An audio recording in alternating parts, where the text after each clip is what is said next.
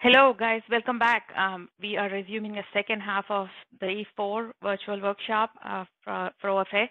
I'm here back welcoming Hari again. He is here talking about the MPI library using in-network computing. I think it's a continuation of Dr. Panda's discussion. He talked about Hari's contributions, and we all have met him yesterday. So I'm going to save the time and give the stage to him. Thank you, Divya. Thank you for the kind introduction. Hi, guys.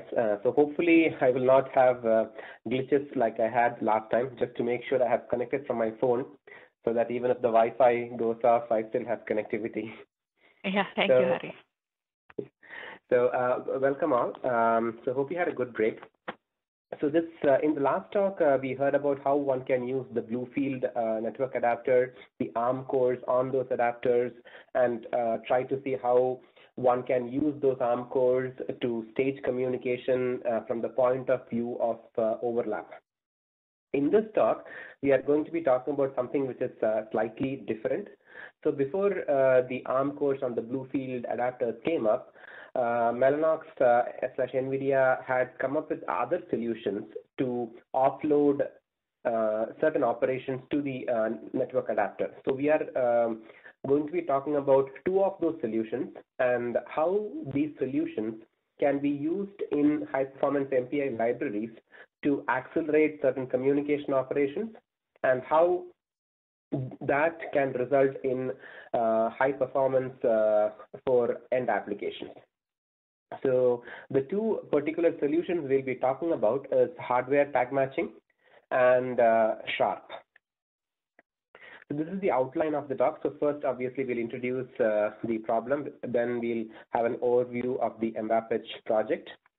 We'll talk about the specific hardware tag matching solutions in MPI, how we did it, what are the various gotchas, how we can proceed further with this. Then we'll try to see how one can take advantage of SHARP, or Scalable Hierarchical Aggregation Protocol, which is basically another form of offload. So while hardware tag matching and Bluefield-based offloads were offloading to the network adapter, SHARP is offloading to the switch.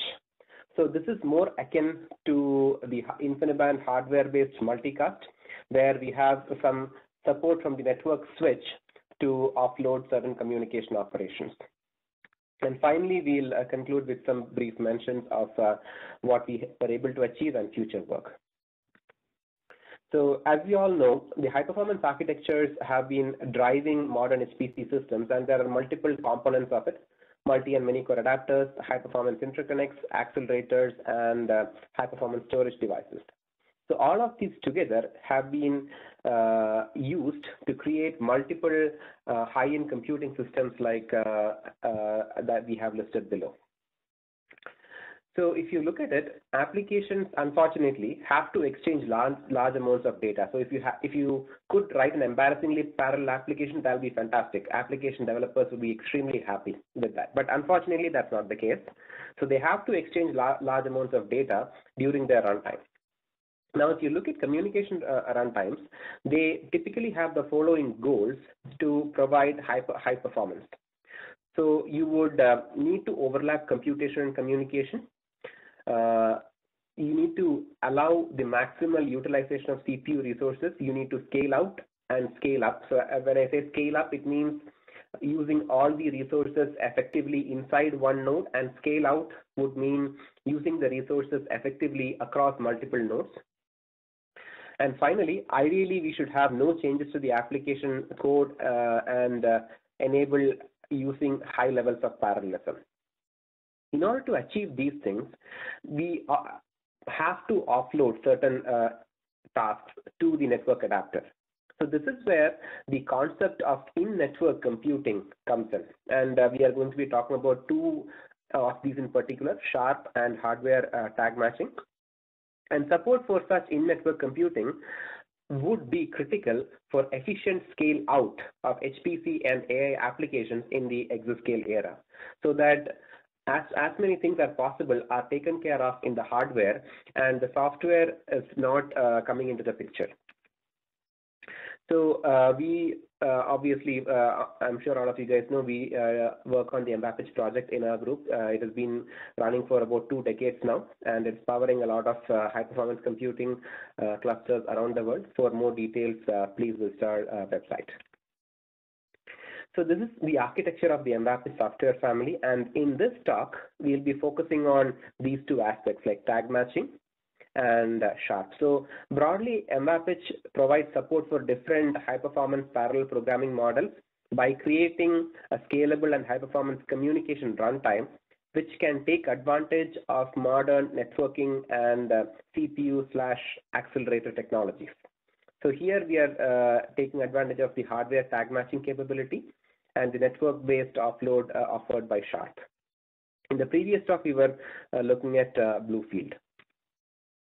So what is hardware tag matching and how can we use that in MPI? Now, if you look at the message passing interface, why do we need tag matching? So typically, if you look at it, different processes can communicate messages to like a variety of peers. On the receiver side, how can a receiver know what to do with an incoming message? I could be receiving a message from multiple peers.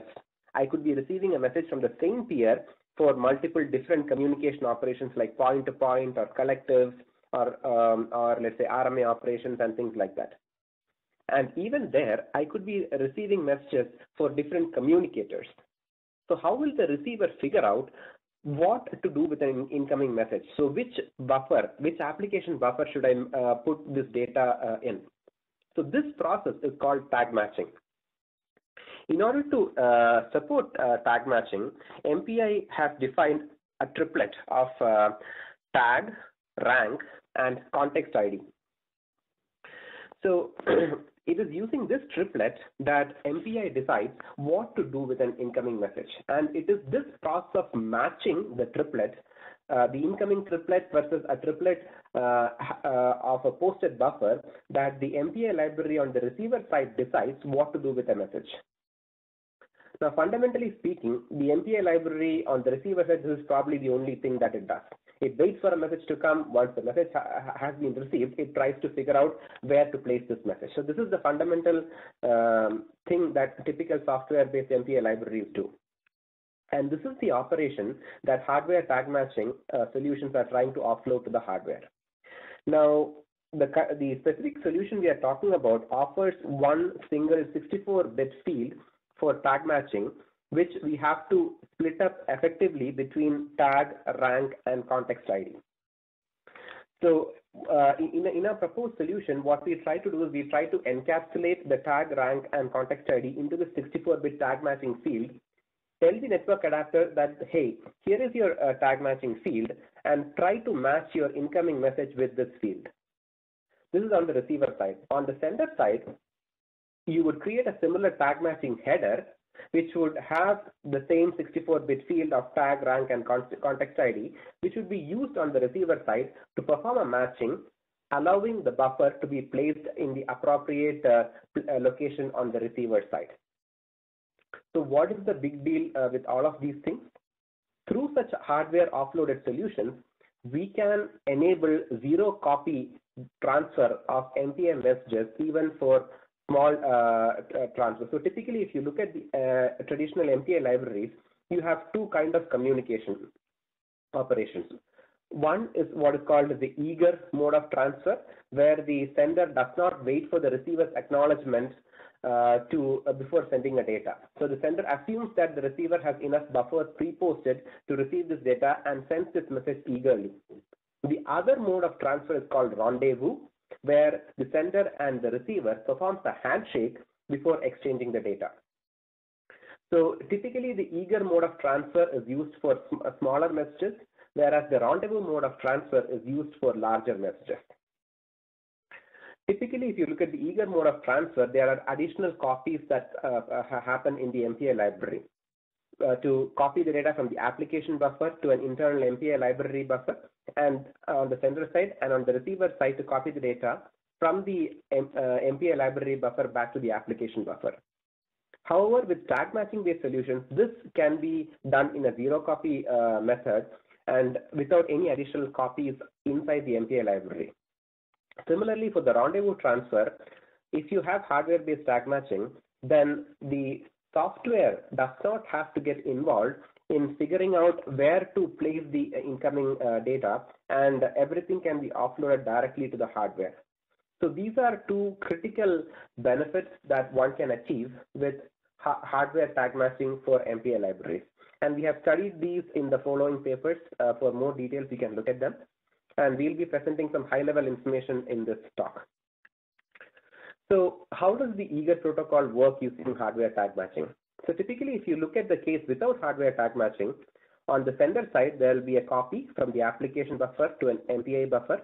The sender will call an IDV post send, which will send the data to the receiver's network adapter, waking up the CPU on the receiver side, which performs the copy from the network buffer to the application buffer, finishing the operation.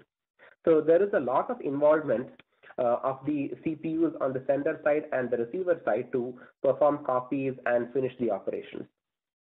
With hardware tag matching, this can be accelerated. So the proposed design in hardware tag matching aware MPI registers the buffer with the network adapter instead of copying it, and performs the send operation directly from the application buffer.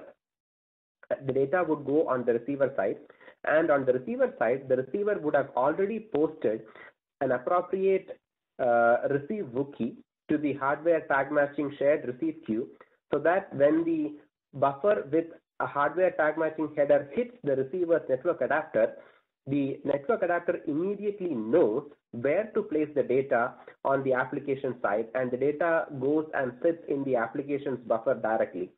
So as you can see, the two expensive copy operations on the sender side and the receiver side have been completely circumvented by using hardware tag matching based solutions for the eager protocol. So there is no extra overhead of copy operation in the eager protocol.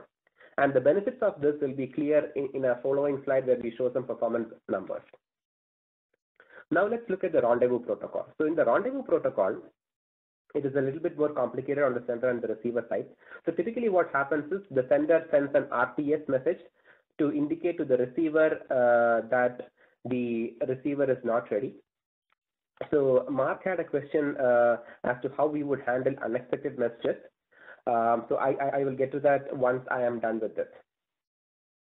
So there'll be an RTS message. The receiver, on receiving the ready to send message, will initiate probably an RDMA read operation to copy the data from the sender's buffer to the receiver's buffer, and finally send a SYN message. So there is a lot of involvement from the sender and the receiver side. So they have to periodically dip in to the MPI library to progress this communication. However, with hardware tag matching, once the receiver has posted the appropriate wookie to the hardware tag matching SRQ, the sender or the receiver will no longer have to be involved in the transfer. The sender will send out the RTS, which contains the necessary details of where to read the data from. The network adapter will process that information, issue an RDMA read, as well as send out a SYN message to the sender indicating that the transfer has completed. So the receiver is completely offloaded from the task of having to progress the communication by periodically dipping in to the MPI runtime. The biggest benefit of this is overlap of computation and communication that one can achieve in the larger message range. So this would be more visible for collective operations and non-blocking large message transfers in MPI libraries. So having said this, let us look at the impact of these designs for eager and rendezvous transfers. So here we look at the impact of hardware-based tag matching on MPI point-to-point operation. So this is the blocking point-to-point operation where A is trying to send some data to B. So in this scenario, we can see that once you go past a particular size, which would be dependent on the CPU architecture, the overhead of memcopy begins to show for your eager transfers. So by using hardware-assisted tag matching, we are able to improve the performance in this medium message range for a simple point-to-point latency benchmark. So this is the benefit of offloading tag matching to the hardware in the eager communication range. For the rendezvous range, as we said earlier, most of the benefits are expected from overlap and not from the pure latency, because the synchronization overheads are much smaller when compared to the actual data transfer time. So you don't see much of a difference in the rendezvous range. However, now when you come to the collective operations for large message sizes, this is where you see the benefits of hardware tag matching in the rendezvous range. So this is the performance of iScatterV operation using hardware tag matching. This is for different message sizes at 128 and 256 nodes on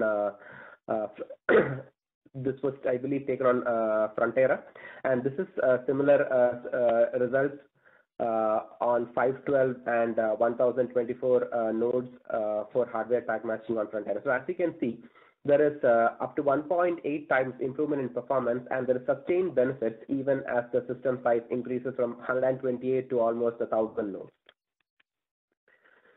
This is the benefit with the all-to-all, non-blocking all-to-all operation with hardware tag matching. And again, the trends are quite similar. We see significant improvements and sustained benefits as system size increases. So this was the basic communication performance. And this is the overlap for the same iScatter and iAll-to-all operations. So again, as we see, the hardware tag matching based solutions can provide near perfect or 100% overlap across various system sizes and message sizes for both the scatter and the all-to-all operations. So we also went to the application level and evaluated multiple micro benchmarks, application kernels, and end applications with the proposed solutions, and we see like reasonable improvements in performance at the application level with hardware tag matching based solutions. So before we go to Sharp, let me answer Mark's question. So Mark's question was, what happens for unexpected messages? The current solution for hardware tag matching does not handle unexpected messages. So if you receive an unexpected message for a particular tag, then you will have to flush out the previously posted hardware tag matching entries for that tag and restart again. So this is one of the limitations of the current tag matching based solutions from Mellanox. There was another question. This is from Hessam. Why can't the sender side copy in the eager protocol be avoided even without hardware tag matching? Yes, it can be avoided even without hardware tag matching. So we have a solution for that, but in the design that we had done, we had not incorporated that. But even with that, we still do see benefits with the hardware tag matching based solution because we are able to avoid the software overhead on the receiver side. So Mark and Hessam, does that answer your questions? Yeah, it's good. Thank you. Sure. So we'll proceed now to the second portion of the talk, where we try to show the benefits of using Sharp for MPI runtime. So as you all may know, Sharp offloads the data transfers instead of to the network adapter directly to the switch. So most of the orchestration of the collective operation is done by the various Sharp enabled switches in the network as shown in this figure.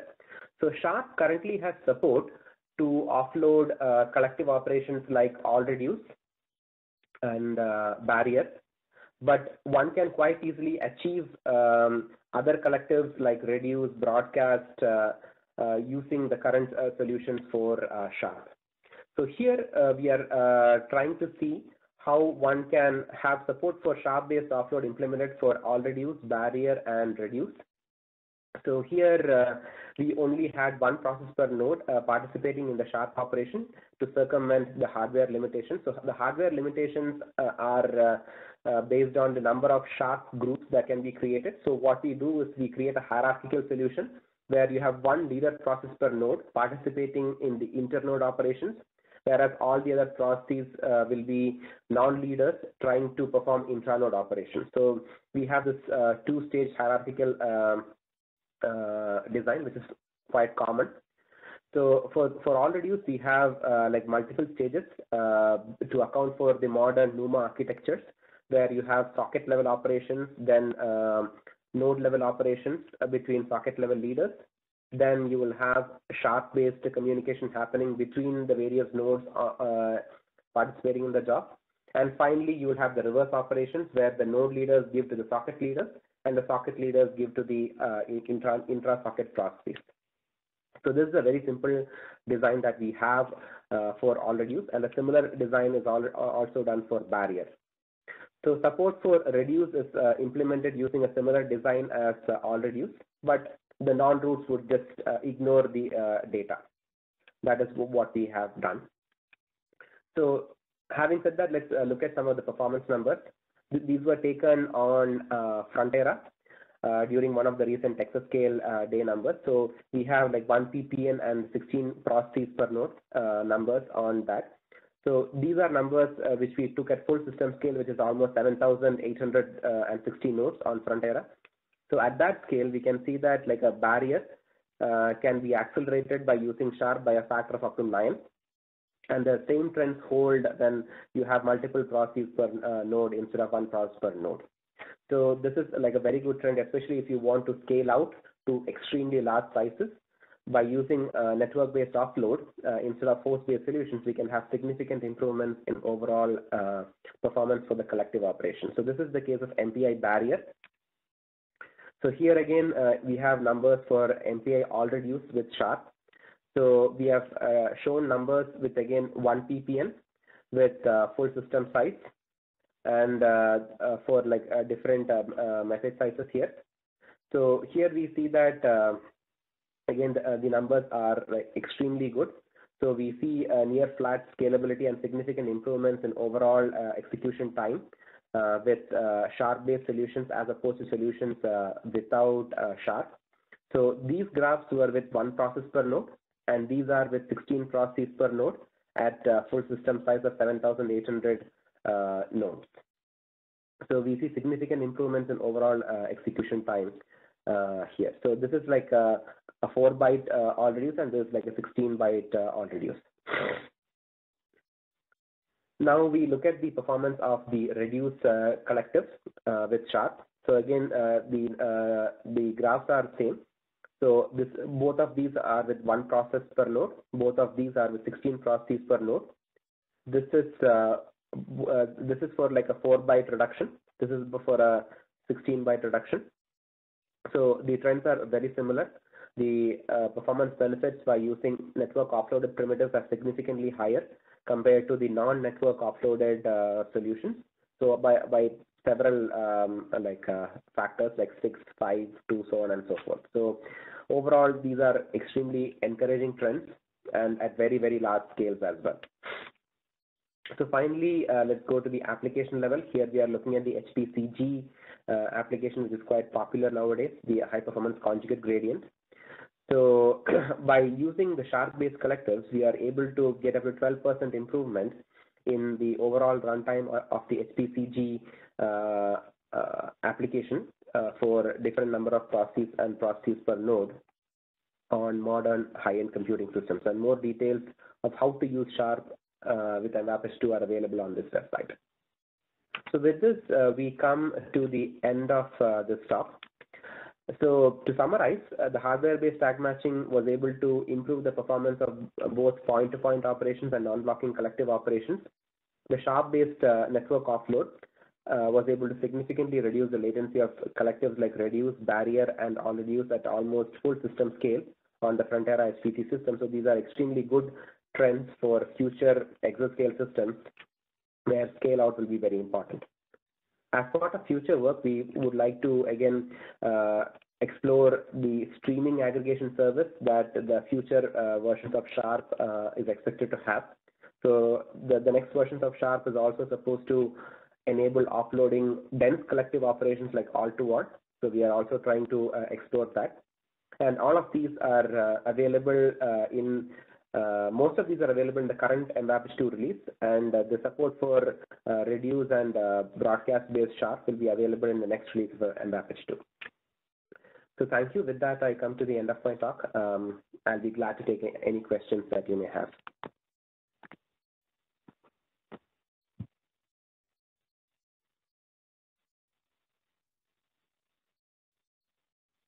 There are, I think you took these questions during your chat from Mark.